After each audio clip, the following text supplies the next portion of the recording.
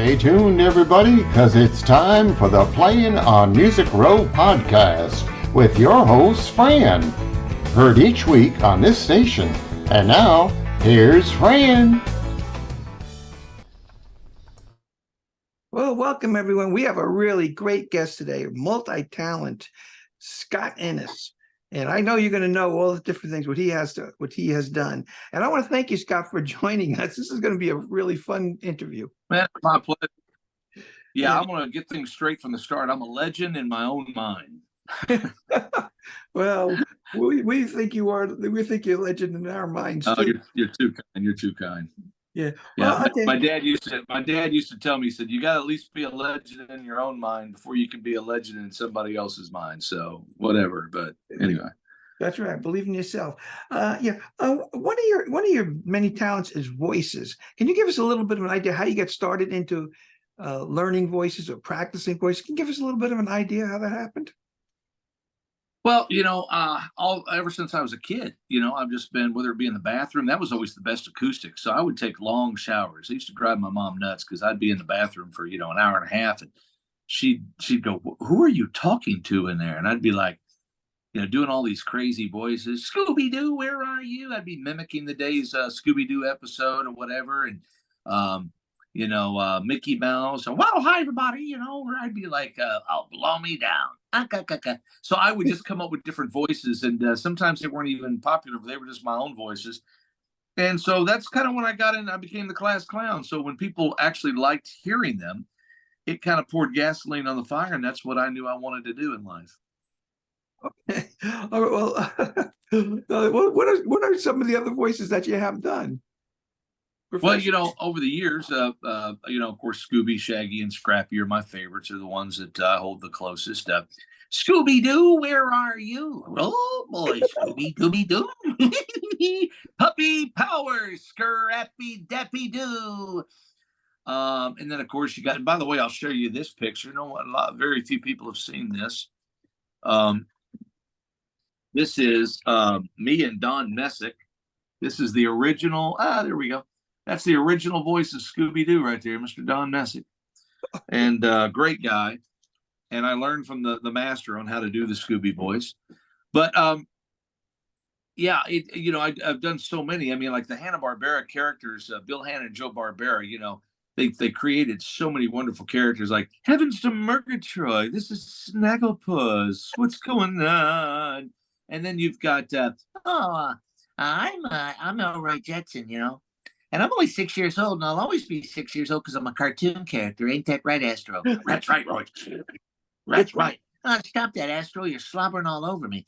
And then, you've got some of the Warner Brothers, I said, pay attention, boy. I said, you see that little house over there that says D-O-G? That spells chicken. Go get 'em, boy. And then you got Yogi Bear and Boo Boo. All right, Yogi, and I'm always helping, Yogi not steal picnic baskets. And then there's Yabba Dabba Doo, Fred Flintstone, and Bonnie Rubble. All right, Fred. So, over the years, I've been blessed to have done, over 25 of the Hanna-Barbera characters. And, that was my goal and my dream. And I always tell kids, you can be anything in life that you want to be. You just got to set your mind to doing it, Well, that's very true. You've also done another thing you've done because I tell you, you're multi-talented. You've been in some cameos in movies. What movies have you appeared in? Well, I've been in a bunch of John Schneider movies. Four to Go. John Schneider was Bo Duke in The Dukes of Hazzard. I've been in the 2002 blockbuster, biggest movie of the summer back in 2002, the Scooby-Doo Real Live Action with Matthew Lillard and Freddie Prinze Jr. I played Scrappy in that. I've got, there's just been, we've got a new movie that's out. That's on like Netflix and Hulu and all that. It's Jesse James, the Lost Treasure of Jesse James. It's a Goonies type movie. It's really good. And we got a new one coming out, Shakespeare's Mummy. And then I'm in a big one I'm really excited about coming up this fall. I don't know quite when they're going to release it, but with Zac Efron, and it's called The Iron Claw. And it's the whole story of the Kevin Von Erich family. And I play the ring announcer in this movie. So a lot of stuff, Well, that's great. And it's interesting you mentioned John Schneider, because we're going to get into another one of your talents, is songwriting. And I know that you've written some songs that were recorded by Sammy Kershaw, T. Graham Brown, Kenny Rogers, and also John Schneider himself. And that How Do You Stop the Water? And we're going to actually play the video, one of the John videos Schneider where he sang that on performed the it live. Give us a little idea how that happened. It's pretty cool. I'm excited about that. To have it. I've actually, John Conley brought me up on the stage of the Grand Ole Opry once, and I did the Scooby in front of everybody. I was actually on the Grand Ole Opry performing with Billy Ray Cyrus years ago with the Scooby-Doo stuff.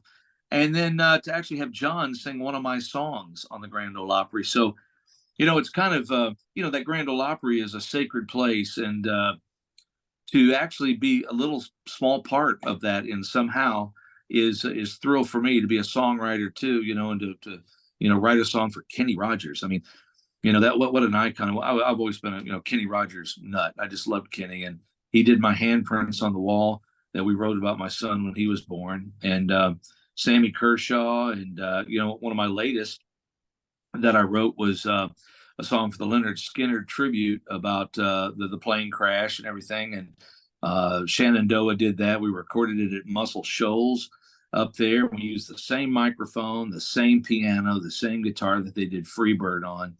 And it's called Freebird in the Wind. And Charlie Daniels, if you get the certain version on YouTube or whatever, he actually did the narration of the intro of the song. So it's a ghostly story of how they loaded up in Greenville, Carolina, and then we're supposed to come to Baton Rouge and never made it, And so I love writing. Writing songs is my love. I've written, I don't know, 20 Scooby-Doo songs for DVD extras.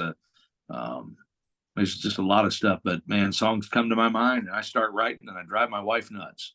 Well, that's fantastic. Well, we're gonna play the How Do You Stop the Water from Running right now. All right. And you got this song. It's How Do You Stop the Water. You're going to do it for us right now. I will do it right now. Thank you. Take it away. Thank you.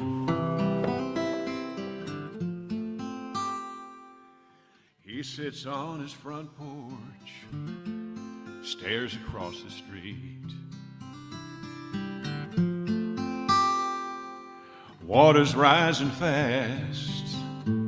It's nearly up to his feet. Neighbor passes by, says it's time to get out. That old man just smiles, says I'm gonna ride this one out. 'Cause everything he owns lives inside this house. And everything he stands for, that he can't live without. It's where his babies took their first steps, where his wife took her last. Lord, how do you stop the water when it's there to steal your past? Now he's wading through the memories, stuck in mud and sand. Faded photo albums of a much younger man. Kindergarten, high school, graduation day. There's over 60 years of memories just washed away.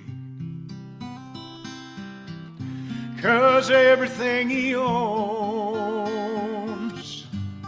lives inside this house, and everything he stands for, that he can't live without.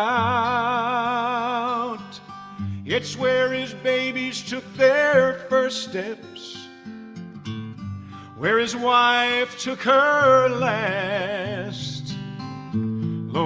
how do you stop the water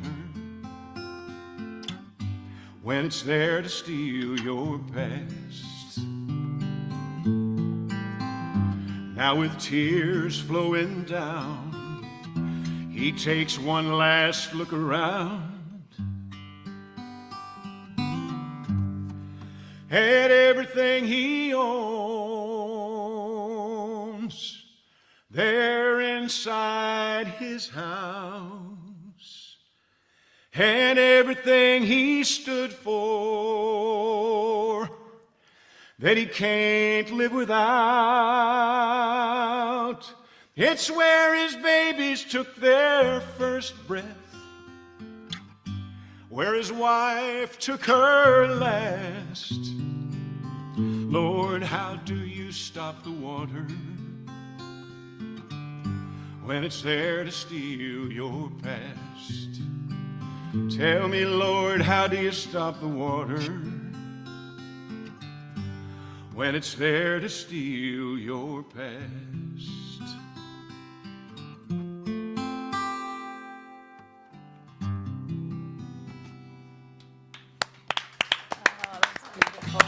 Beautiful, beautiful, beautiful. Wow. So good.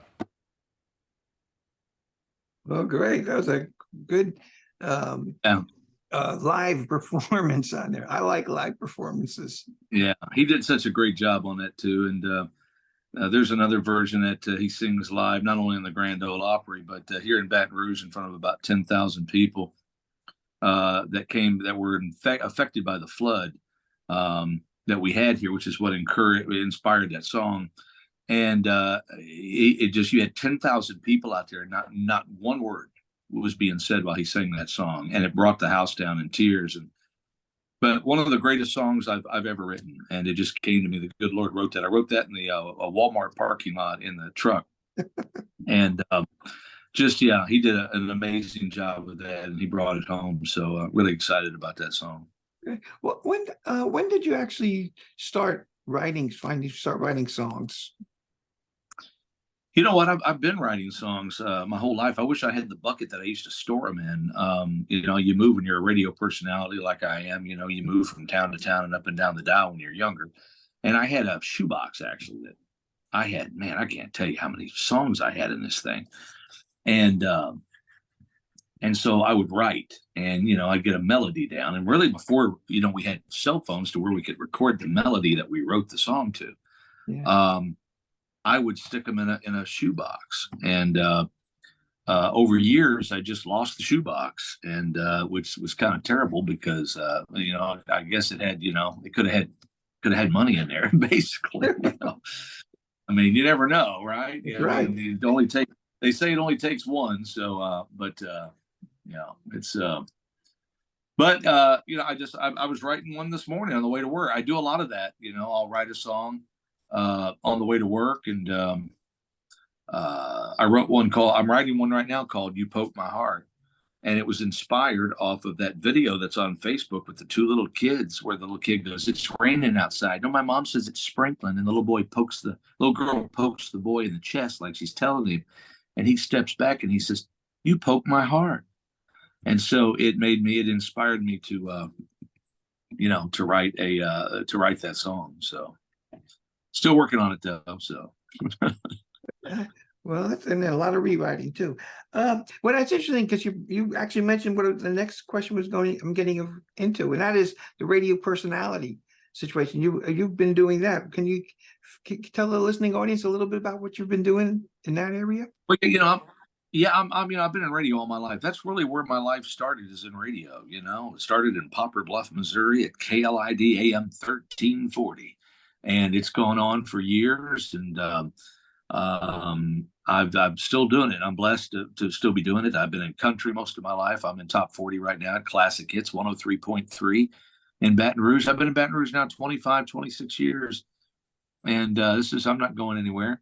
My kids, my son Josh takes after his old man, and he's at KC 95 in St. Louis. So. He's been in radio for a long time as well. So it's a great feeling when your son can, live in your footsteps to do that. So But yeah, radio is what I love to do, man. It's my passion. It's where I touch people. I can, reach out and make an emotion. With radio, just like a song, but with radio, I can change and alter someone's life just like that. And I do a lot of the warm and fuzzies on my show. It's called Innocent in the Morning, and I put all my characters on there. And it's a radio. It's sad to say this, but I would do it for free. I really enjoy entertaining people. It's my Grand Ole Opry stage. Well, So, that's actually a good friend of mine are the Kilgores, and Merle Kilgore used to say, if you do what you love to do, you'll never work a day in your life. absolutely. And you know what? Mel Blanc used to tell me too. He was the voice of so many Warner Brothers characters. Oh, he's great. He did Bugs Bunny, Doc, and I'm very happy to do it anytime anybody asks. Ain't I a stinker? And so he told me, he said, you know what, Scott? He said, it's best to take a job for less money and be happy than it is to take a job for more money and be miserable. And those words have stuck with me, and I have used that game plan for my whole life, and it's really paid off for me. Well, that's what I think. I say if you do what you like, the money will come. You just do it. Absolutely, you'll be good at it. Absolutely. Did you spend time in California? Because all these places you're talking about Hanna-Barbera and I know I'm Mel. Yeah, no, I didn't, but I've been out there. I've been out there many a time to do the movies. I'm not a California kind of guy. I'm a southern boy. Southern Missouri, southern Louisiana, and Memphis, and Mobile, Alabama, and places like that. I've been in my radio career. But I have gone to LA many a time to do the movies and Talking Toys and video games and Nashville, but yeah, no, I wouldn't probably move out there if they gave me a house. So I totally understand that. I was just wondering because you're doing so much with people out there. I was wondering if you had to live out there for a while. Well, you help women, okay, who are addicted and stuff. How did you get involved in that, and what exactly do you do with that? Well, my mother was an addict, and she died an addict, and she had a hard life. A great person, though. When she wasn't on drugs, she was amazing.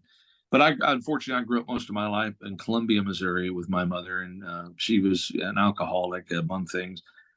But when she passed away, 10 years ago, my Aunt Karen, who's a very godly person and a church going and everything, and they created her with Sandra Mick.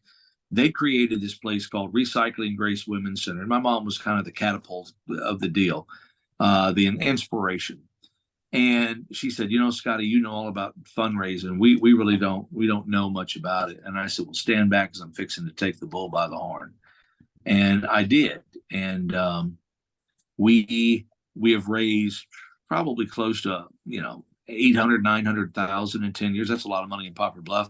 We've built 4 homes. Well, I should say built. We've renovated 4 homes that have been either donated to us or we've bought cheap. And women are living in these, and I forget how many women, literally tons of women have come through the program. And it's a faith-based program, and they hold jobs, and they do great. And they don't really get a lot of funding from the government or the state of Missouri. So people can look that up, Recycling Grace Women's Center, Poplar Bluff, Missouri, if they want to help. But we have got a great ratio of women that they have put through this program. I think, don't hold me to it, but it's about at least a 2.5 to 3 month program. And these women have come out flying colors, man, and are back with their families and off drugs. And we've had some of country music's biggest stars come in, everybody from Tanya Tucker to Mickey Gilley, Johnny Lee, Lone Star, Richie McDonald, Larry Stewart, Restless Heart, Marty Raven, Shenandoah. Last year was Lee Greenwood, T.G. Shepherd.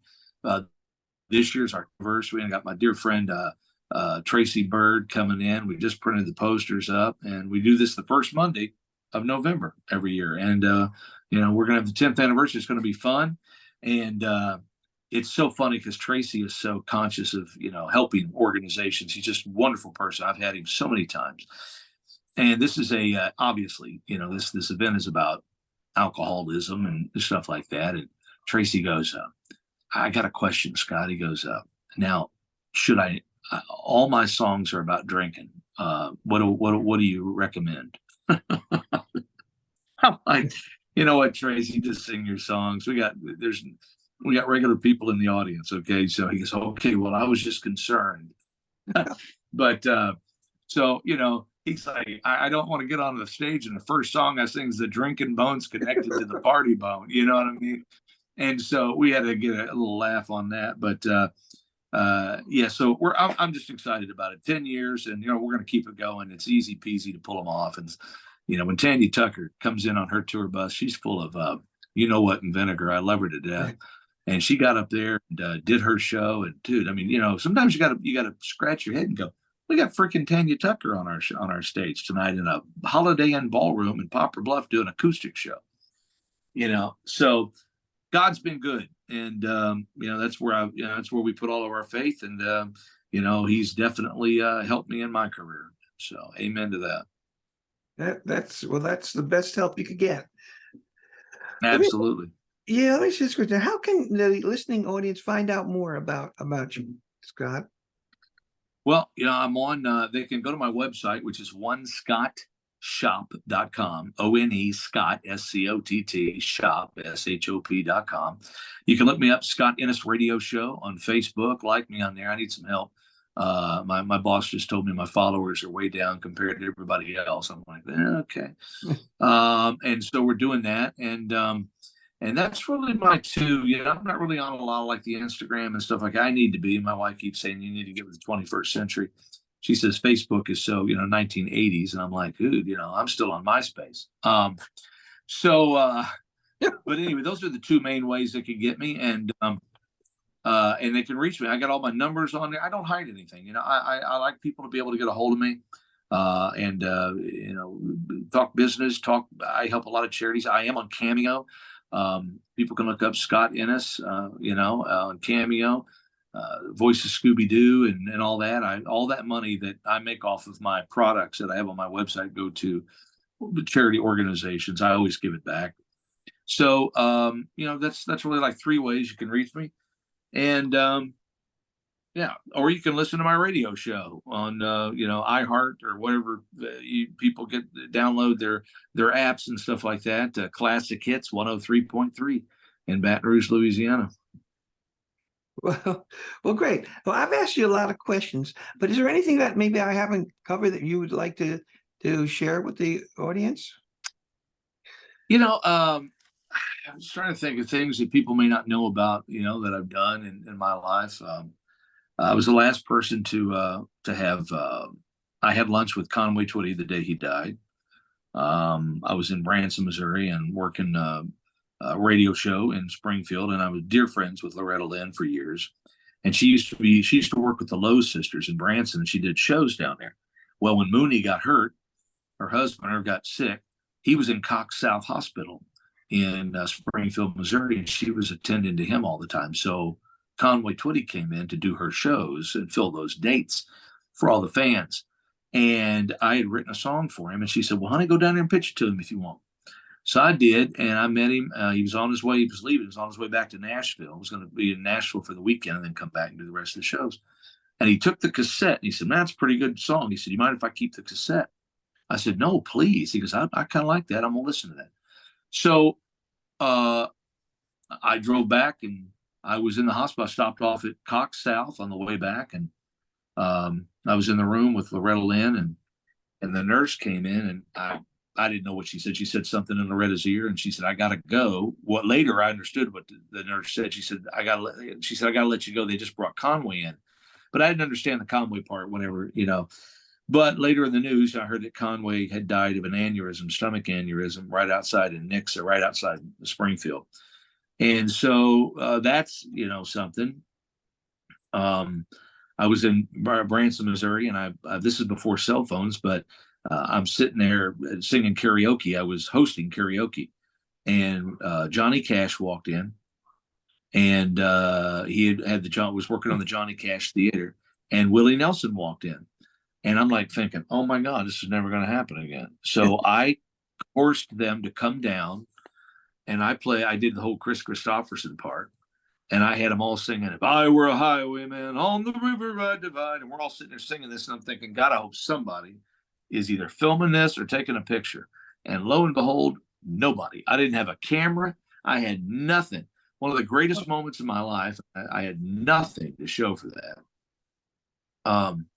So I've had a bunch of serendipity moments in my life. Here's the thing, and I tell kids all over the country when I go to schools and everything. I've had 3 goals in my life, 3 main goals.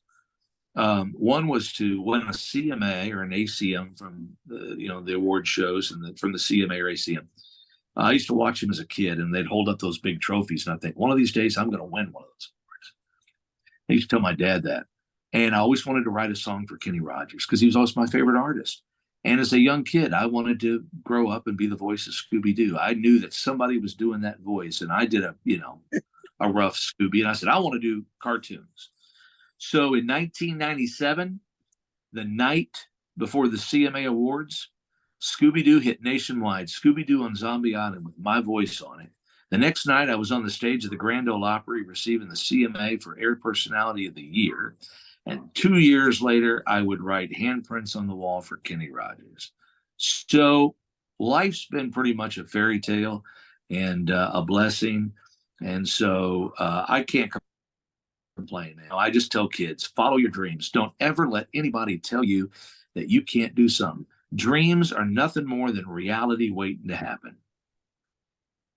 Well, I love it. That's a great thing to say. So, well, Scott, I want to thank you very much for taking your time to speak with us. Would you mind just signing us off with one of your great voices? Well, I would be really happy to do that. Scoob and I would like to do that.